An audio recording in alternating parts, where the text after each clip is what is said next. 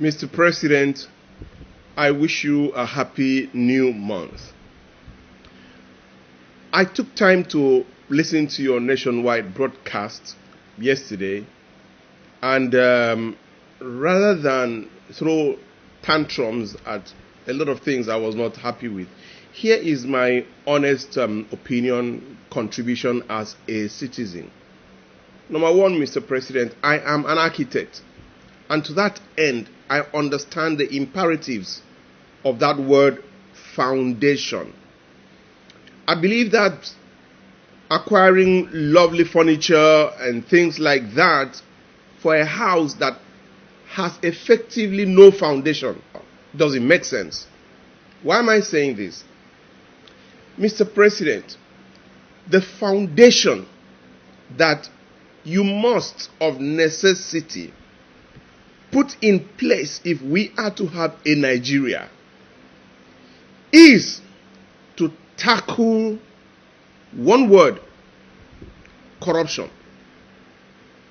The biggest pain that you have that has been inflicted on us in Nigeria is on account of one word: corruption. What is the pain? Removal of petroleum subsidy. Why has that subsidy, which has been the engine, the driving factor, what is enjoyed by the common man, why was it removed? I am one of those that said it's not sustainable, because we were subsidizing corruption. So what should we do is to excise corruption. Mr. President, you know what to do to make sure that our trucks don't go across the border. You know what to do, because I know what to do. Mr. President, you know what to do to make sure that people who bring in products round trip and bring back the same products and keep collecting subsidies for products that they are round tripping. Mr. President, you know what to do. I know what to do. And I say this with every sense of responsibility. I'm not just a citizen that rants. I'm known in this country, and my opinion is respected because I take time to think through issues. When I say I know what to do to make sure that the wellheads, we have the direct number of barrels of oil that we produce every day. I know what to do. And it's not rocket science to know the exact volume of oil that comes from every wellhead every single day. So we know our total production.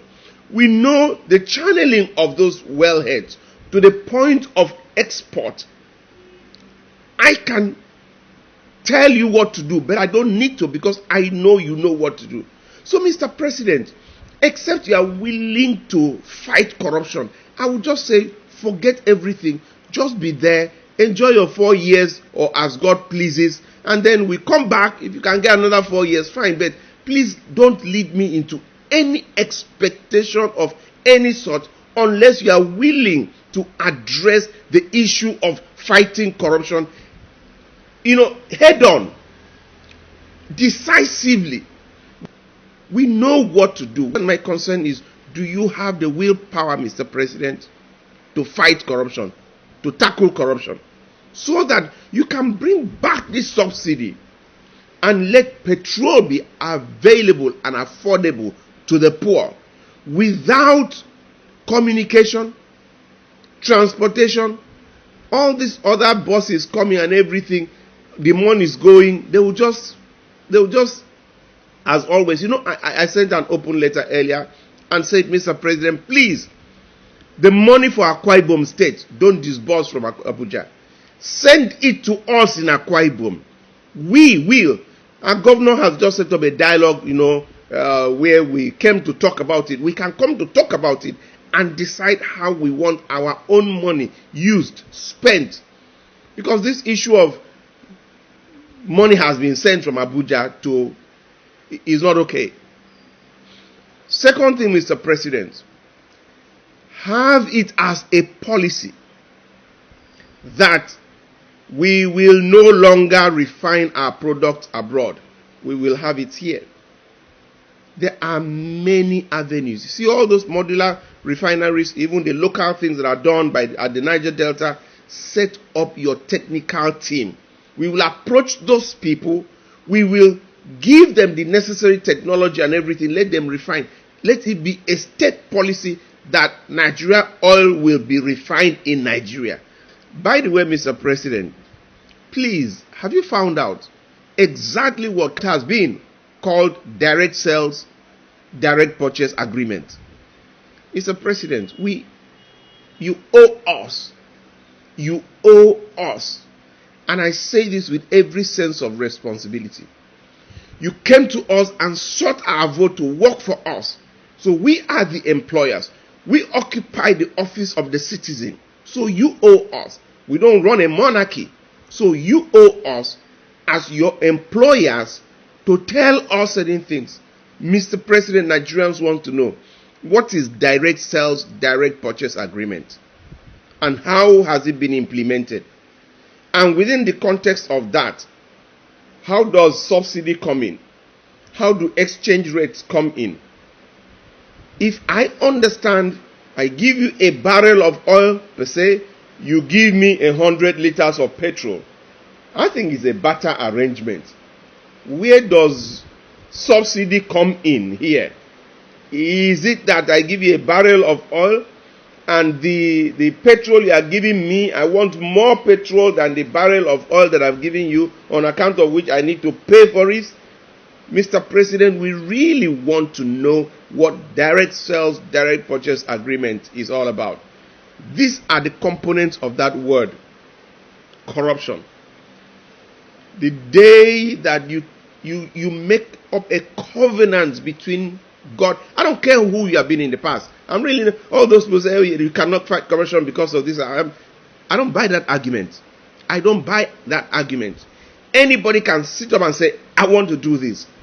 And when you say Emilokon, Mr. President, I understand it today to mean it's my turn to take those decisions that others could not take. It's my turn to address those fundamentals that others could not address. It's my turn to fix Nigeria. If that is what your Emilokon is, may God give you everything you need to succeed, including women and men that will stand by you. But I pray that that is your meaning of Emilokon, because the tears of Nigerians, the tears of the poor, the sufferings of the poor, that woman that is going to lose the only son that she has, that she had prayed for 7 years to have, and because of 2,000 naira, she's going to watch that child die tonight. The tears and the heart of that woman will haunt our leaders for a long time to come. But any leader that stands up to honestly and sincerely work for that woman and her likes, for that man that has served this country conscientiously and has retired, and this evening the landlord is about to embarrass him in front of his whole family, that man is going to effectively die of a broken heart. May God make you that leader that will have a heart for that man, and not about political expediency. Second term has to do with being alive, and being alive is in the hands of God. God can give you second term. God can keep you alive if you are willing to be that strategic partner that will rescue Nigeria. And I will say, Mr. President, it's really your turn. May God help you to take that decision, to forget about political expediency and think about the poor, the common man, and work for him and for her as if your life depends on it. And then the blessings of God will make so much rich and add no sorrows. Happy New Month again, Mr. President. God bless you.